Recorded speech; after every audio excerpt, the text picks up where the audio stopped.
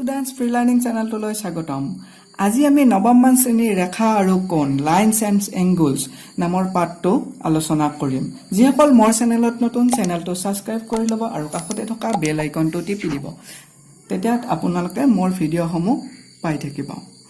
এতিয়া ৰেখা আৰু কোণ বুলি কোৱাৰ লগে লগে প্ৰথম আমি ৰেখা কি মই ইয়াত এডাল ৰেখা আঁকিছো এই ৰেখাডালৰ নাম হৈছে এল ৰেখা ৰেখা মানে হৈছে কি ৰেখা এডালক যদি দুই পিনে আমি অসীম দূৰত্বলৈ বঢ়াই থাকিব পাৰো এই পিনেও আমি বঢ়াই থাকিব পাৰো এই পিনেও বঢ়াই থাকিব পাৰো ৰেখা এডাল আমি কেতিয়াও শেষ বিন্দু নাই বা আৰম্ভণি বিন্দু নাথাকে ৰেখাৰ কোৰ পৰা ৰেখাডাল আৰম্ভ হৈছে কোত শেষ হ'ব সেইটো আমি নাজানো ৰেখা এডালক এনেকুৱা সিম্বলেদি বুজোৱা হয় ইয়াতে এল ৰেখা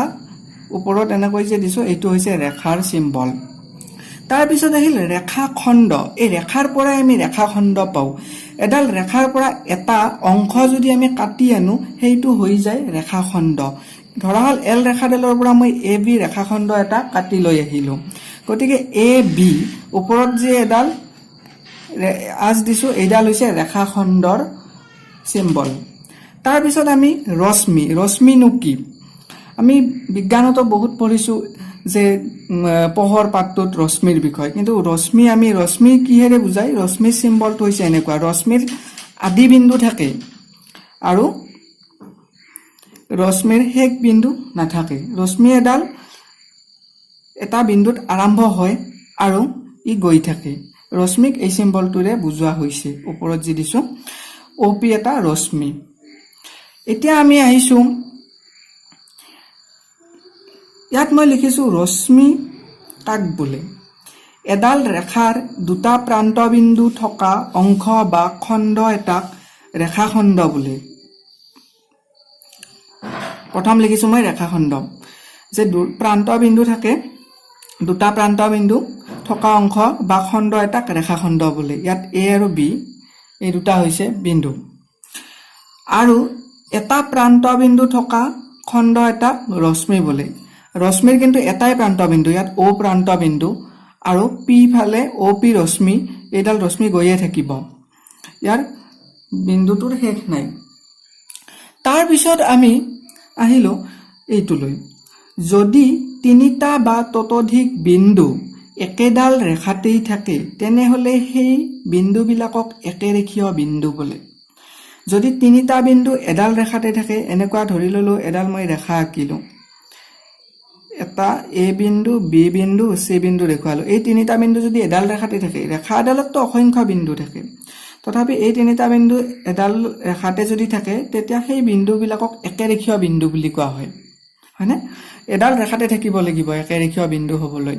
তাৰ পিছত আহিলো আমি কোণ ৰেখা আৰু কোণ পাঠটোৰ বিষয় যেহেতু শিকিম আমি কোণৰ বিষয় জানিবই লাগিব আমাৰ সাম্যক ধাৰণা কোণৰ বিষয় নিশ্চয় আছে আমি আগৰ ক্লাছবিলাকত আগৰ শ্ৰেণীবিলাকত আমি শিকি আহিছিলো কোণ কি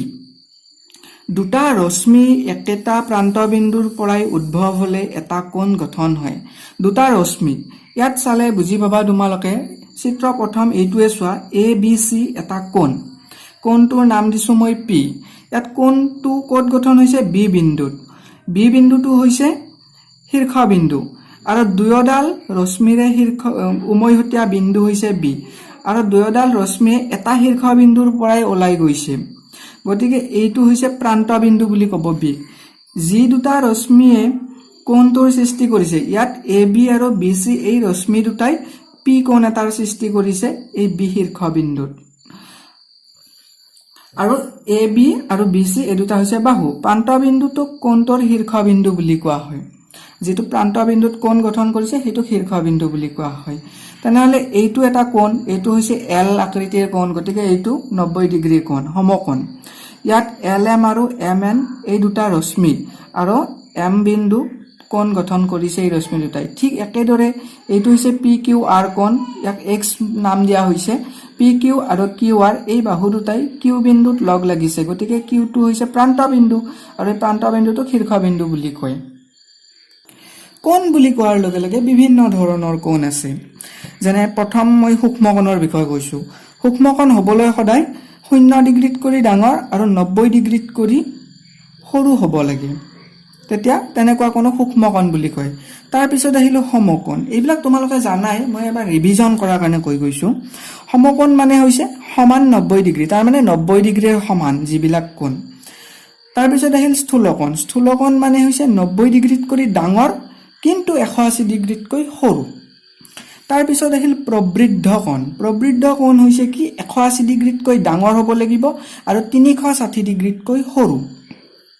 তাৰ পিছত আৰু কোণ আছে আমাৰ পূৰক কোণনো কি দুটা কোণৰ যোগফল 90 ডিগ্ৰী হলে পূৰক কোণ বুলি কোৱা হয় যদি দুটা কোণৰ যোগফল 90 ডিগ্ৰী হয় তেনেকুৱা কোণক পূৰক কোণ বুলি কয় মই ইয়াত এটা চিত্ৰ আঁকিছো চাবা এ বি সি ইয়াত ও বিন্দুত দুটা কোণ গঠন কৰিছে এইটো এটা কোণ আৰু এইটো এটা কোণ এইটো কোণৰ নাম যদি মই 1 দিম এইটো কোণৰ নাম মই 2 দিব পাৰো এতিয়া 1 আৰু 2 এই দুটা কোণৰ যোগফল যদি 90 ডিগ্ৰী হয় তেনেহলে এই কোণ দুটাক কি বুলি ক'ব পূৰক কোণ বুলি ক'ব এটাই আন্তৰ পূৰক তাৰ পিছত আমি আহিলো সম্পূৰক কোণৰ নিচিনা একে এইটোও বুজি পাবা তোমালোকে দুটা কোণৰ যোগফল 180 হ'ব সম্পূৰক কোণত আছিল দুটা কোণৰ যোগফল 90 আৰু পূৰক কোণত হৈছে দুটা কোণৰ যোগফল 180 তেনেকুৱা কোণক সম্পূৰক কোণ বোলে তাৰ পিছত আহিলো আমি সন্নিহিত কোণ মানে কি দুটা কোণক সন্নিহিত কোণ বুলি কোৱা হয় কেতিয়া কোৱা হ'ব যেতিয়া সিহঁতৰ এটা উমৈহতীয়া শীৰ্ষবিন্দু আৰু এডাল উমৈহতীয়া বাহু থাকে আৰু আন দুডাল বাহু উমৈহতীয়া বাহুডালৰ দুয়োফালে থাকে সন্নিহিত কোণ মানে হৈছে দুটা কোণক সন্নিহিত কোণ বুলি কোৱা হ'ব ইয়াত দুটা কোণ আছে এই দুটা কোণক আমি কিয় সন্নিহিত কোণ বুলি ক'ম কাৰণ এই দুটা সন্নিহিত কোণ বুলি কোৱাৰ কাৰণ হৈছে ইয়াত আমি BD টো উমৈহতীয়া বাহু ইয়াত এডাল উমৈহতীয়া বাহু থাকিব লাগিব সন্নিহিত কোণ হ'ব লাগিলে এডাল উমৈহতীয়া বাহু ইয়াত BD উমৈহতীয়া বাহু হয় না এটো কোণ আৰু এইটো এই দুটাৰে এইডাল হৈছে উমৈহতীয়া বাহু আৰু এটা উমৈহতীয়া শীৰ্ষবিন্দু থাকিব লাগিব উমৈহতীয়া শীৰ্ষবিন্দু হল এইটো B টো হৈছে দুটা কোণ গঠন হৈছে B বিন্দুত গতিকে B টো হৈছে উমৈহতীয়া শীৰ্ষবিন্দু AB আৰু BC বাহু উমৈহতীয়া বাহু BD ৰ দুয়োফালে আছে ইয়াত AB বাহু হৈছে এইটো আৰু BC বাহু হৈছে এইটো বাহু আৰু এইটো বাহু উমৈহতীয়া বাহুটোৰ দুয়োফালে আছে এইফালে এইটো বাহু আছে এইফালে এইটো বাহু আছে হয়নে এইবাৰ আমি আহিছো ৰৈখিক জোৰীয়া কোণ কি বস্তু তোমালোকে ক্লাস 7 তো পঢ়িছা ৰৈখিক জোৰ কাক বোলে গতিকে নিশ্চয় বুজি পাবা দুটা কোণৰ যোগফল যদি 180 ডিগ্ৰী হয় অৰ্থাৎ সন্নিহিত কোণৰ কথা কৈছো মই সন্নিহিত কোণ হয় যদি আৰু কোণ দুটা এটা উমৈহতীয়া বাহু থাকে তেনেহলে কোণটোক ৰৈখিক জোৰীয়া কোণ বোলে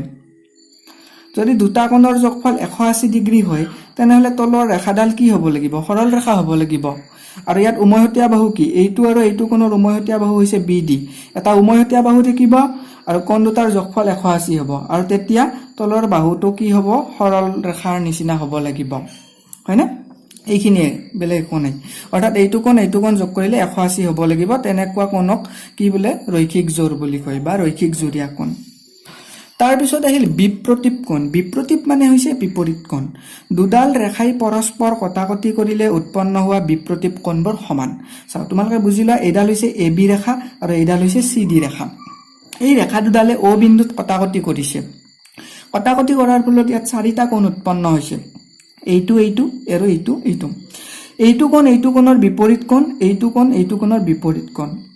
আৰু বিপৰীত কোণবোৰ সদায় সমান হয়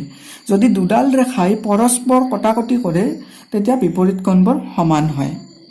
ইয়াত মই লিখিছো কথাখিনি তোমালোকে পঢ়ি চালে ভিডিওটো তোমালোকে স্কিপ কৰি